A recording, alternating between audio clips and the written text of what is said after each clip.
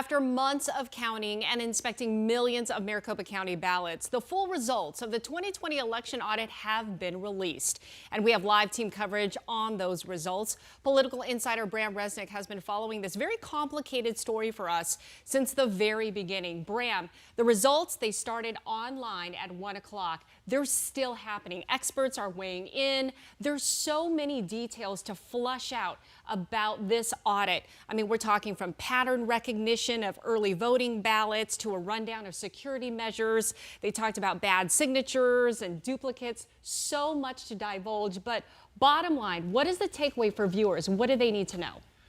Lots of takeaways here. And I'd paint this more as a larger threat to democracy as opposed to an audit. That might offend some viewers, but that is the reality of this affair. It cost millions of dollars, private donors, your taxpayer money, took 5 months. Today, we find out Joe Biden did win the election. His election victory was confirmed, although we didn't really need it confirmed because there were no questions about his victory after November other than those raised by Senate Republicans. We heard from Senate President Karen Fann saying the results of this report, this election review, will be sent to Attorney General Mark Brnovich for investigation. Brnovich agreed to take them for investigation. We heard stunning allegations by one of the audit team members, a guy named Ben Cotton. He's a cybersecurity expert who said county employees wiped a computer database clean before the audit took place, the election review took place. So I want to dig into those issues right now. We're going to bring in two nationally known elections experts. Joining us are Tammy Partick. She's a former Maricopa County elections official, current senior advisor to the elections program at the Democracy Fund, and Jennifer Morrell, an expert on election audits, cybersecurity, and a former elections official in Utah and Colorado. Great to see you both. Thanks for hanging with us this afternoon. We've all been watching what's going on at the Arizona Senate. First, I'll start with each of you, and Jennifer, what's your number one takeaway from what you've heard over the last 3 hours? Well, we know that unofficial audits like this only degrade people's trust in democracy. And we saw that with this report, using things like duplicates when really what they meant was duplicate images, using things like duplicates when really what they meant was duplicate images, not understanding at all how the election process works, really just laid further opportunity for people not to trust the process going forward. So disappointing. And that was a theme of the Cyber Ninjas' work. This is the first election review they've done, and they clearly over and over and even acknowledged they don't understand how elections work. Tammy, I'll take it to you for your top takeaway. So it's hard to limit it to just one, given how many irrefutable untruths were being said today. So the big thing to take away is to know that this was a rehashing of so many items and claims that have been refuted, rebutted, and already explained by the county. And instead of taking this as a moment to regain the legitimacy of themselves as an organization and explain that they realize now that they did make mistakes early on in this process, rather than doing that, they doubled down on those mistakes and continued to perpetuate mistruths, mis and disinformation. And I agree with Jennifer wholeheartedly. It further exemplifies their lack of understanding of how elections are conducted in Arizona. Jennifer, one of the more sensational allegations came from Ben Cotton, a cybersecurity expert, who said that county computers databases were wiped clean before the audit. The county vehemently denied that in a tweet. What do you make of that allegation? Yeah, I think he doesn't understand that they had a live audit and they were a live election.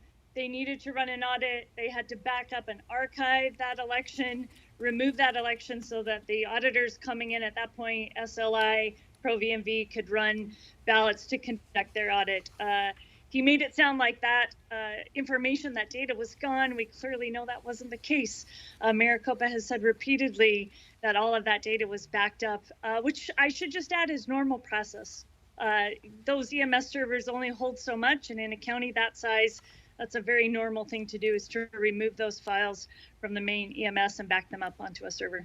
And Tammy, I'll go to you now. Folks who believe this audit was stolen, this election, was stolen from Donald Trump, they are pointing to what the review says are tens of thousands of questionable ballots for all kinds of reasons. You can't go through them all. Is there a theme you see in these so-called questionable ballots?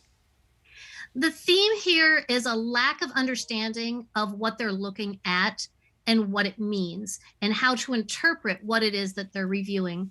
So Jennifer had a great point when throughout the course of the day today, my blood pressure was getting a little high because they were talking about squibbly signatures and duplicates of duplicates and duplicate ballots.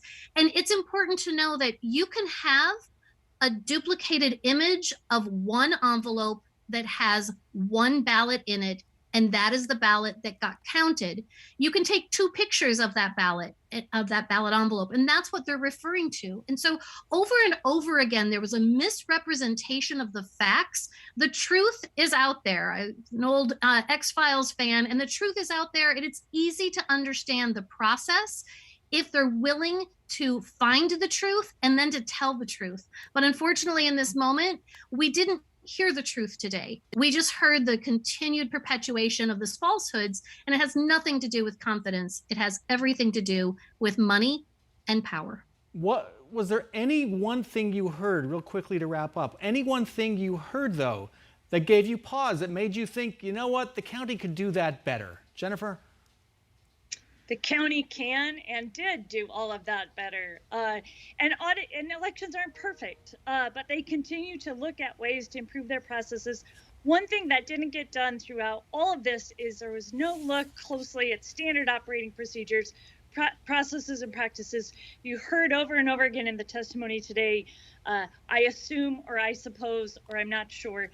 The counties don't need to assume. They know they can do this well, and they can do it with input from the public. So, Tammy, one thing that made you say, yeah, you know, they found something there. The county could do that better.